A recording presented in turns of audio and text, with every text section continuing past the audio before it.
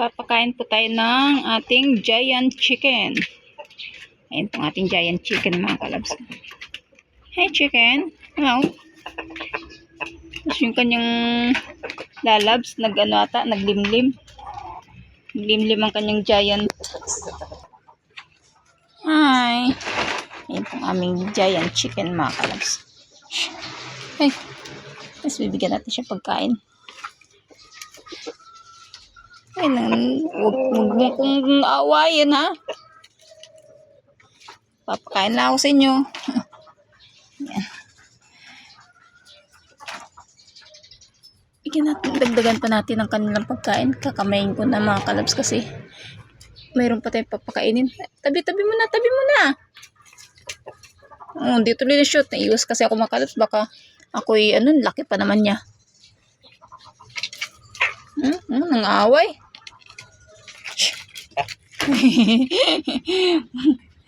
Tapang. Tapang niya, mga kalabs, kaya naiwas ako. Sakit pa naman pag nakatama yan. Laki niya kasi, mga kalabs, yung niya, yung may itlog. Nangitlog po doon. So yan. May mga inakay na rin yan, mga kalabs, eh. Kumakain ng kamote. Kamote ang kinakain. So doon tayo sa kanyang mga anak, mga kalabs. Dami na rin siya mga anak, eh. Malaki na rin. So may tira pa. Ayan, doon natin ibigay sa kanila. Sara muna natin, baka makatakas. Mahirap na. Laki pa naman, hirap habulin. So dito tayo sa kanyang ayun ang kanyang mga Tagalog. Naparami ng labs ko. Hello! Ito yung mga kanyang inakay. Ayan. Pasok. Excuse me. Dadaan po. Uy. Dadaan. Ayan ang mga kanyang mga inakay, mga kalabs. Ang lalaki. Laki na din nila, eh. So, dito, kain dito. Nag-iisang dakdak na lang natira. Dati, mga dakdak ang alaga namin dito. Ngayon, na lang. So, ayan, kakain na sila. Dito. Hinati-hati kong kanyang pagkain para hindi mag-away-away. So, ayan, no.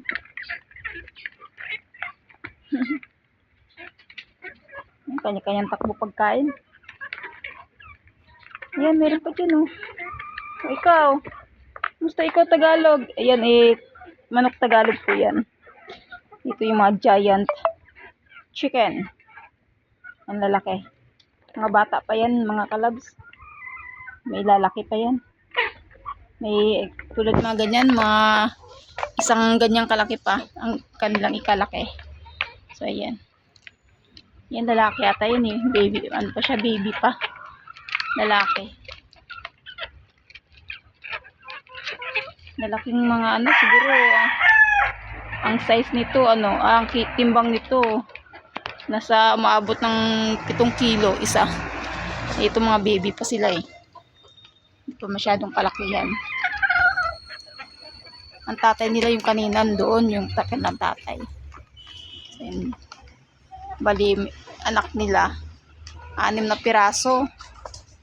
Sayang yung ito yung unang anak nila, yung pangalawa 3 piraso, kaso nadali ng pusa. Kinain ng pusa ang kanilang dapat may kapatid na silang 3.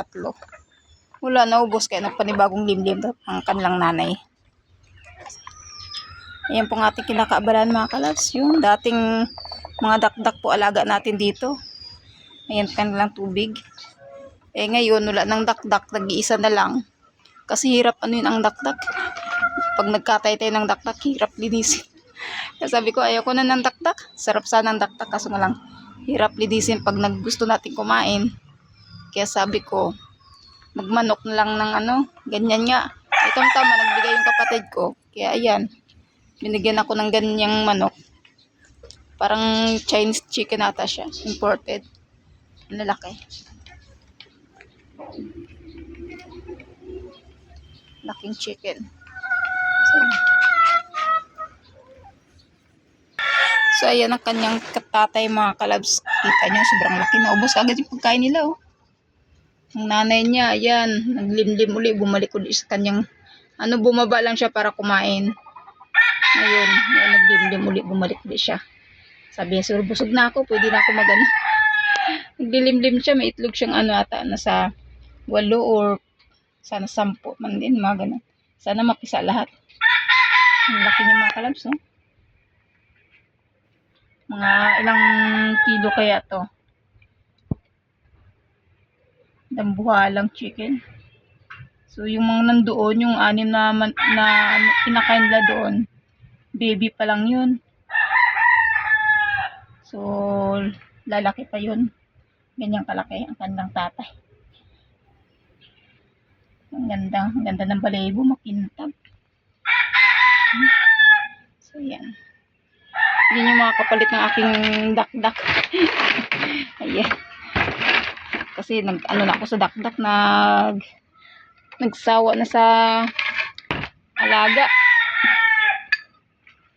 Ayan ang ng loves, kanyang mga alaga din.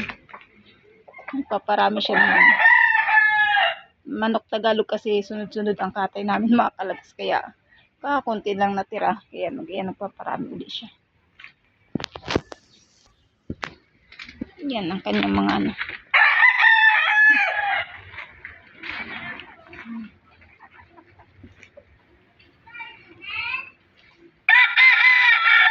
ito, nag-iisang anak na buhay. Sa dami-dami itlog, siya lang nag-iisang nabuhay. Lahat ng mga kasama niyang itlog, bugok. Bugok talaga. Kaya siya lang napisa, nag-iisa, kaya inalagaan namin. Incubator kasi sila pinisa sa incubator. Yan lang natirang mga alaga ng labs ko kasi lahat halos sunod-sunod ang katay. Apat kaming 4 na manok sunod-sunod katay. Kaya konti lang alaga namin.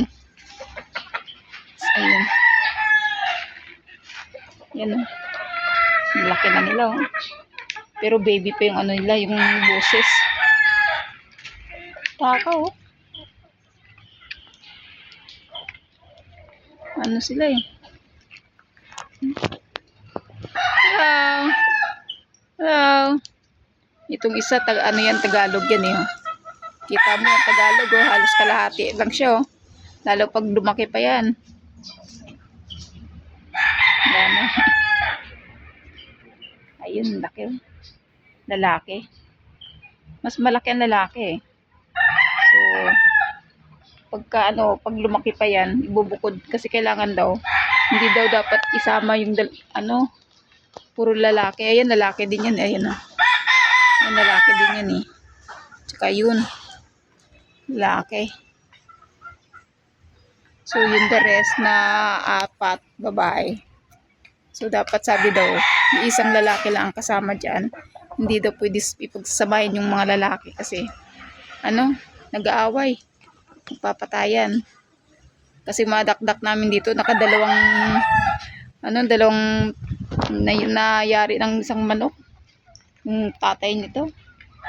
Kaya kami sa dakdak.